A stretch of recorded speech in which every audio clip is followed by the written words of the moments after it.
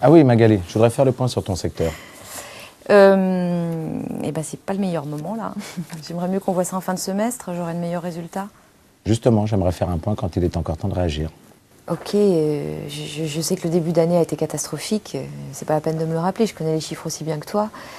Mais c'est bon, j'ai la situation bien en main, je vais réagir. D'accord. Et qu'est-ce que tu comptes faire? Il n'y a pas 36 solutions. Il faut travailler davantage, faire plus de visites clients, de la prospection. De toute façon, le marché recule en ce moment.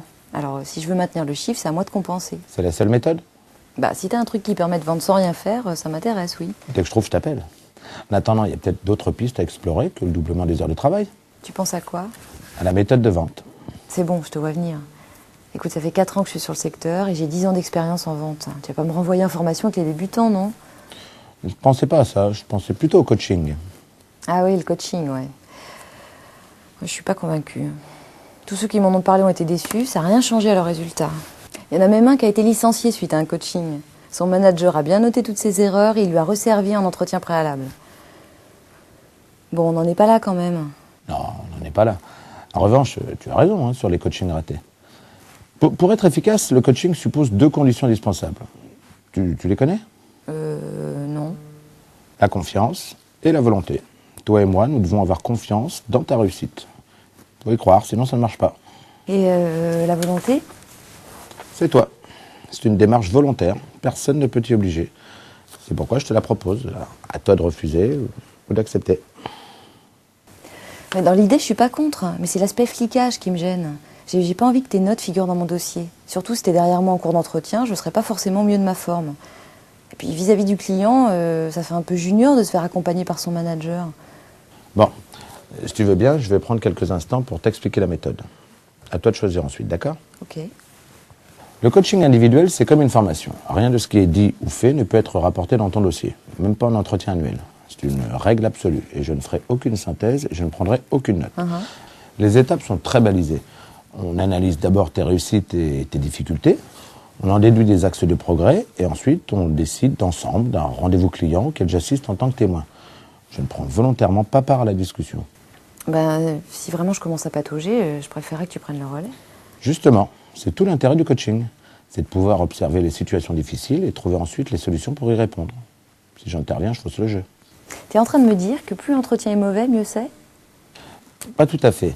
Si l'entretien est une catastrophe, on ne verra rien du tout. Et dans ce cas-là, on en fera d'autres ensemble jusqu'à ce qu'il y en ait un d'intéressant. De même, si l'entretien est parfait, on ne pourra rien en faire. Oui. Idéalement, c'est un entretien moyen, dans lequel tu exprimes tes points forts et tes faiblesses. Ça doit être le reflet de tes entretiens habituels. Et ensuite?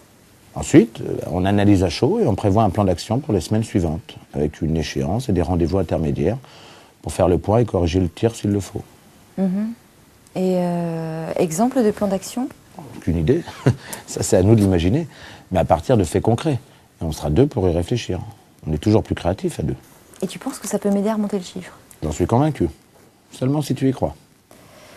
C'est sûr qu'un avis extérieur, c'est toujours intéressant. Surtout si tu viens en entretien avec moi. Et tu dis qu'après, on peut choisir toutes les actions qu'on veut? Tout ce qui est possible à notre niveau. Si effectivement on prend des mesures concrètes, ça peut m'aider. Mais en même temps, ça me rassure pas de t'emmener en clientèle. Je le sens pas trop. Qu'est-ce qui te met mal à l'aise? Je sais pas, c'est comme si je donnais l'impression d'être assistée ou sous surveillance. Ça jette un doute sur mes compétences. En fait, c'est un peu comme ça que je ressens les choses. Et en plus, si c'est devant le client...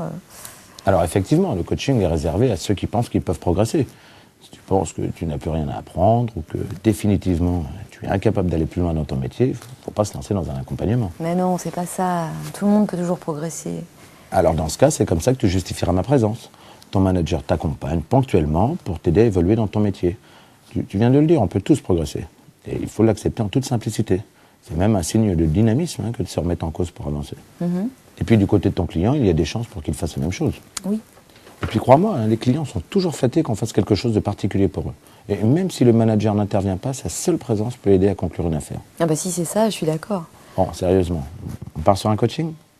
Ok, c'est d'accord, on part comme ça. Très bien. Dans ce cas, je prends l'engagement de te consacrer davantage de temps. Et en contrepartie, il faut que tu prennes, toi, un engagement réel et qu'il faudra tenir sur la durée. Ok, Quand on aurait défini un plan d'action ensemble, tu t'engages à l'appliquer sincèrement et avec toute la conviction nécessaire pour remonter tes ventes. Bon, écoute, ça fait maintenant 4 ans que tu me connais, j'ai toujours été très franche. Si je m'engage, je le fais à fond.